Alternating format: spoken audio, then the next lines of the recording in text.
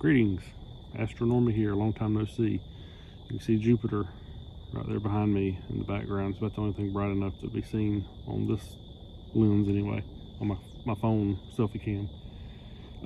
But it's been a long time since I made a video. Decided I might try. Basically what it boiled down to, I guess now I'm having trouble sleeping. I gotta be up very early in the morning, and I had buttoned everything up for the night. It was supposed to be thick, low clouds. It was going to be a pointless night anyway, so I wasn't going to waste my time. I got everything started. Clear spot that I thought I was going to have faded. I buttoned it all up and gave up for the night. I got up to get some water because I couldn't sleep. Look out the window, and it is crystal clear from as far as I can see in all directions. So I said, you know what, I can't sleep. I'm going to go out there. At the very least, I'm going to get my stuff going, and that's what I'm doing. And I'm working on a super long project right now, hopefully of Andromeda. You can see, if you can see, just right there, yeah, it just passed meridian, so I got lucky with that too, so I didn't have to do any flips or nothing. And I just finished up a Cygnus super long exposure shot, at least for me, which I'll show you at the end of the video. So I'm going to try to do the same thing for Andromeda. I want to try to get, very least for some of the key night deep sky objects, at least what the maximum of what my current equipment can do, which is not going to change for the foreseeable future. So that's what I'm doing. So I'm hopefully, at the very bare minimum, get minimum 30 hours of exposure time with Andromeda.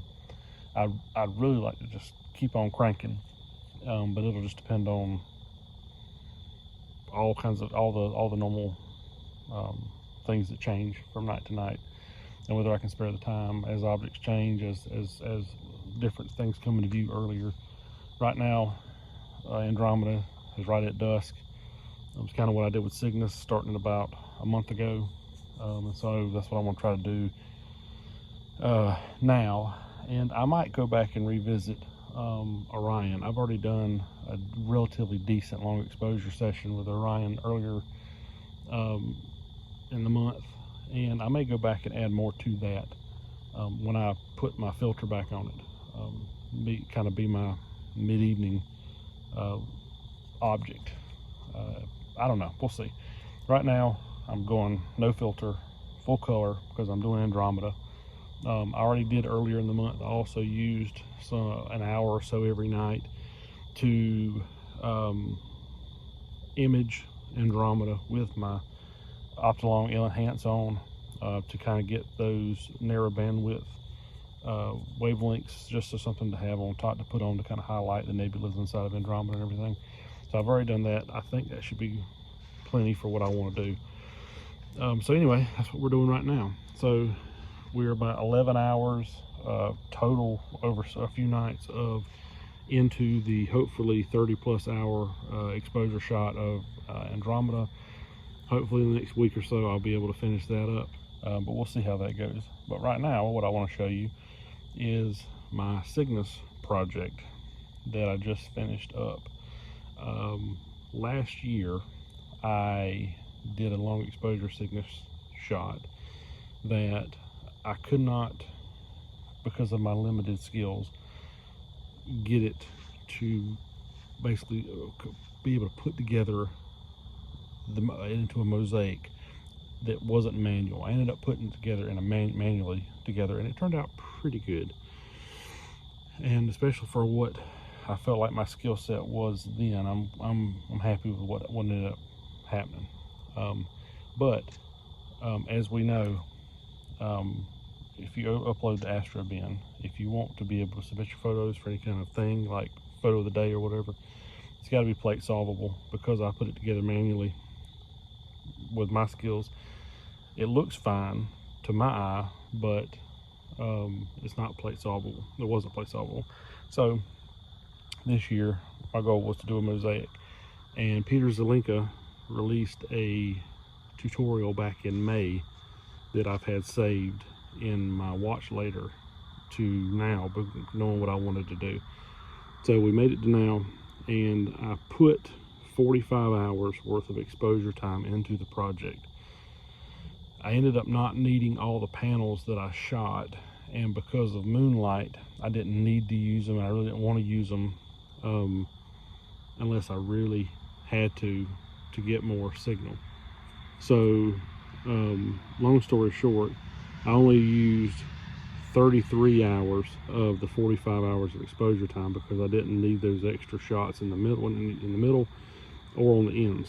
I was able to get what I was going to cut down to anyway in just 2 shots, which ended up working. But that was fine for the most part because that was the lion's share of my exposure time anyway. So of the 45 hours that I shot, 33 and a half, give or take, a few minutes is what made it into the final exposure. So I'm very happy with the way it turned out.